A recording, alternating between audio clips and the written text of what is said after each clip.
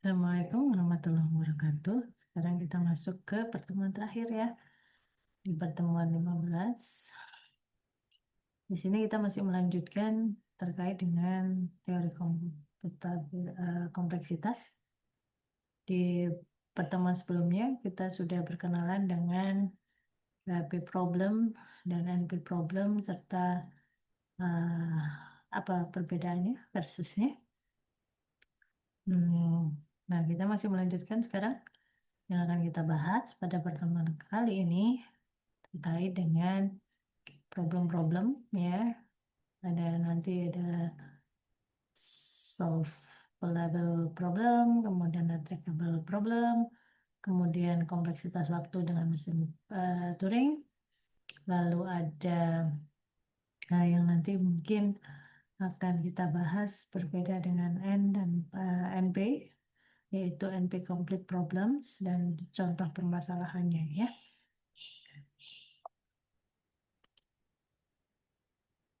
Kita mulai dengan apa yang dimaksud dengan solvable problem. Jadi sebuah persoalan dikatakan solvable, bisa diselesaikan maksudnya, itu jika terdapat mesin Turing yang dapat menyelesaikannya. Ya, atau disebut juga dengan decidable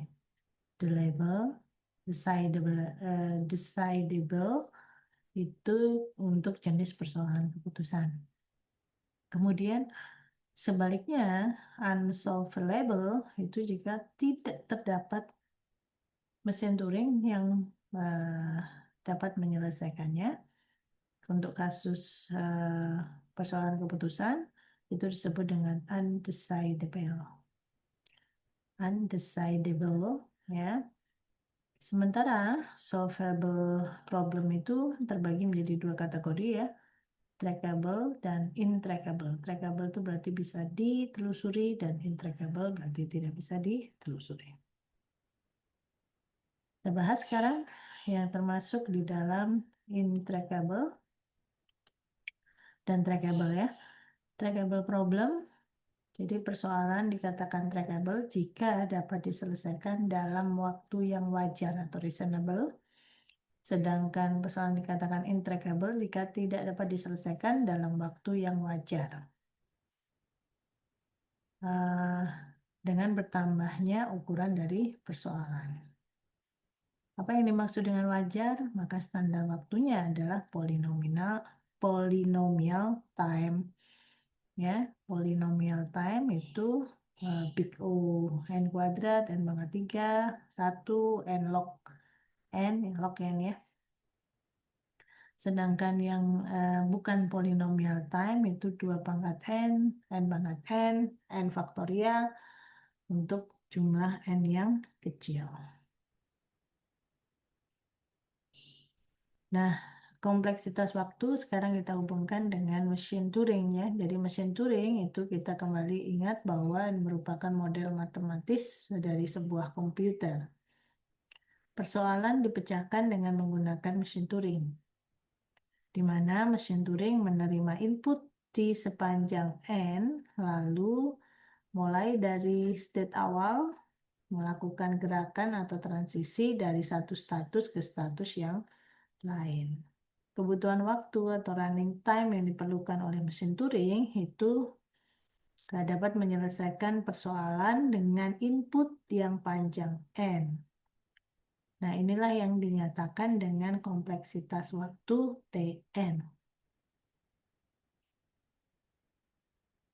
Sebuah mesin Turing dikatakan kompleksitas waktunya Tn bila mana M, mesin Turing M ya, mesin Turing M, diberi input W yang panjangnya N, maka M itu berhenti, halting ya, setelah melakukan gerakan sebanyak Tn. Tanpa memperhatikan apakah M itu berhenti karena status accept maupun reject. Jadi dia berjalan sampai berhenti, entah itu kondisinya diterima atau tidak diterima. Nah, Tn itu bisa macam-macam ya. Contohnya 5n ditambah 2, kemudian 2n kuadrat ditambah n, ini bentuknya polinomial semua ya. Eh, atau yang berbentuk non-polinomial time, 3 pangkat n ditambah 10 pangkat n.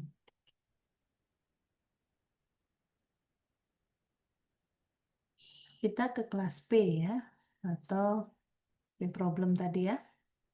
Jadi kalau kita ingat kembali sebuah persoalan keputusan, dikatakan dia termasuk dalam kelas P problem, jika ia dapat diselesaikan dalam waktu polinomial oleh mesin Turing deterministik. Dengan kata lain, jika terdapat Turing Machine deterministik M yang memecahkan persoalan dan berhenti untuk status terakhir, ya, berhenti pada status akhir dengan jumlah gerakan tidak lebih dari Tn bila mana mesin Turing diberi input sepanjang n.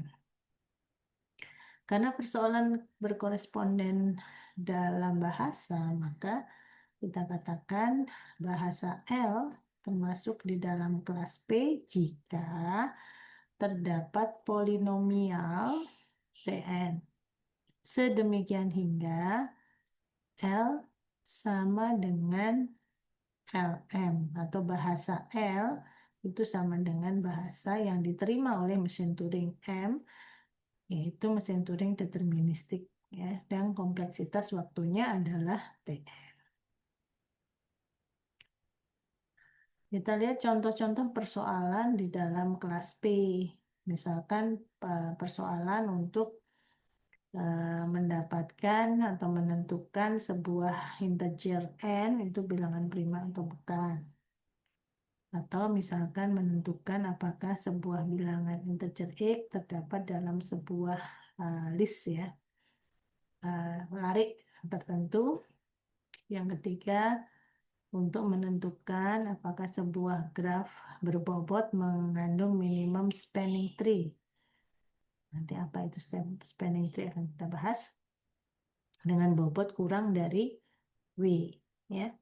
Kemudian ada lagi yang keempat, menentukan apakah sebuah integer n merupakan elemen terbesar di dalam sebuah list. Saudara, itu list ya.